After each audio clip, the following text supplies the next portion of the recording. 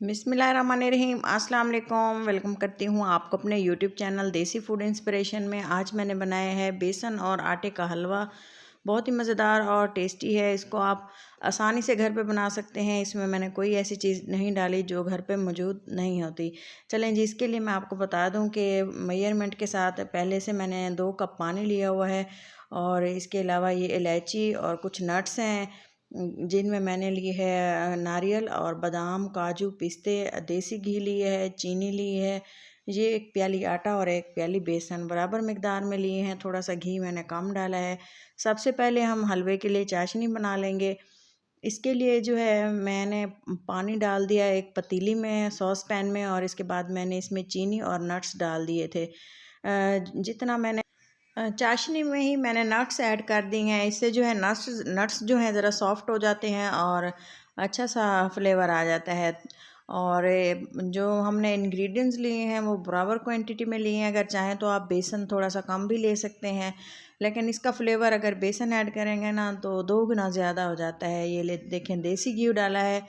अगर आपके पास इसको डालडा घी में भी बनाना चाहते हैं ना तो आपकी मर्ज़ी है, लेकिन अगर आप इसमें देसी घी डालेंगे ना तो हलवे का मज़ा दुबाला हो जाएगा। 1 कप मैंने इसमें आटा डाला है, गंदम का आटा जो हम इस्तेमाल करते हैं घर में, और उससे थोड़ा सा कम मैंने इसमें बेसन डाला है। और अगर आप बेसन को स्किप करना चाहते हैं तो सिंपल आटा भी आप डाल सकते हैं। तो चलें जी, इसको हम अच्छे से भून लेंगे। इस हद तक हमने इसको भूनना है। फ्लेम को बिल्कुल नीचे से लो रखना है। इसको 3 से 4 मिनट इसको लगेंगे भूनते हुए, और इसका ऑयल जो है, घी जो है, ये जब छोड़ देगा ना तो समझें कि ये भून चुका है। आप देख सकते हैं कि इसकी कंसिस्टेंसी सॉफ्ट होती जा रही है, और जो ये सॉफ्ट होता जा रहा है और इसका जो है भुनाई का प्रोसेस कंप्लीट होता जा रहा है। इसी यहाँ पे मुझे ना, ये देखें, इसी फ्लेम पे हमने इसको भूना है। इसे यहाँ पे मुझे ना 3 से 4 मिनट हो चुके हैं इसको भूनते हुए। इसको भुनाई का प्रोसेस आप देख सकते हैं। इसी तरह से हमने इसको चलाते हुए भूनना है।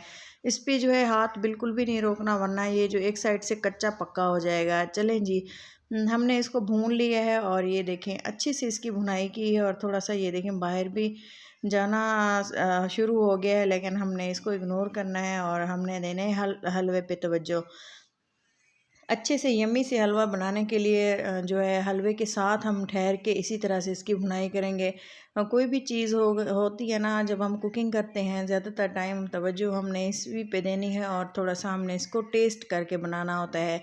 जब हम कोई मीठा बना रहे होते हैं ना तो इसमें मीठा चखना ज़्यादा ज़रूरी होता है। जब हमें अंदाज़ा हो जाता है कि हमने मीठा सही डाला हुआ है तो फ्लेवर लाजवाब बनता है।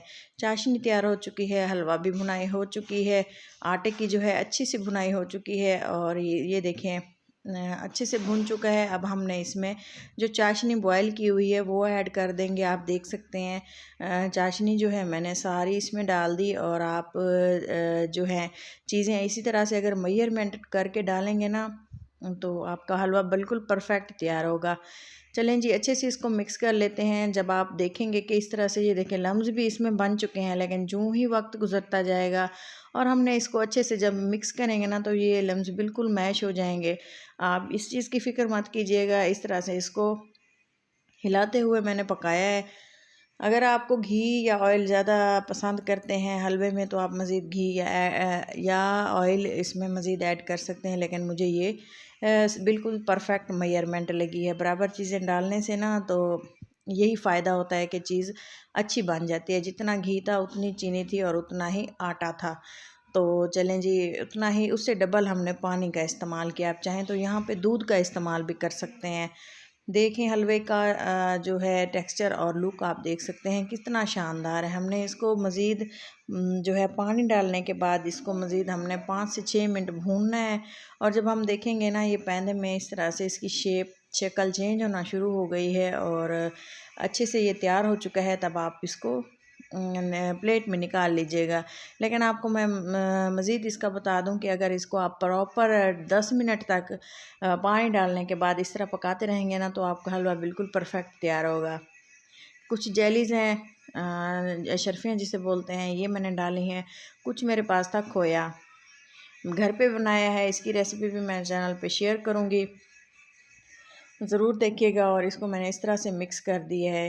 यही जो है इसको मिक्स कर देंगे और मिक्स करने के बाद हमने इसको डिश आउट करना है। मिक्स करने के बाद इसको ज़्यादा देर पकाना नहीं, बिल्कुल भी नहीं है, क्योंकि इसी का जो है खोए का फ्लेवर भी इसमें ज़बरदस्त आता है। ये बिल्कुल ऑप्शनल हैं दोनों चीज़ें, खोया और जेलीज़। आपके अगर डालना चाहें तो ज़रूर डालें, वरना स्किप करना चाहें तो हलवा इस तरह से भी बहुत मज़ेदार है। हमने इसको डाला एक प्लेट में, डिश आउट किया और इस तरह से गर्मा गर्म खाया। बहुत इन्जॉय किया बच्चों ने और बड़ों ने। माशाल्लाह से इसका टेस्ट बहुत शानदार था और बहुत ही क्रीमी सा और टेक्सचर सा। अगर आप एक बार इसको बना के खाएंगे ना, तो अक्सर सर्दियां हैं, इसी तरह का डिज़र्ट आप खाना पसंद भी करेंगे। चलें जी, इसको मज़ीद हम गार्निश कर देते हैं खोए के साथ और ये शर्फियों के साथ। माशाल्लाह से इसका टेस्ट बहुत शानदार था। उम्मीद है आपको वीडियो पसंद आई होगी। वीडियो पसंद आने की सूरत में चैनल को सब्सक्राइब, वीडियो को लाइक और इसे अपनों के साथ शेयर लाजमी कीजिएगा। अपना और अपनों का बहुत सारा ख्याल रखें, दुआ में याद रखें। अल्लाह हाफ़िज़।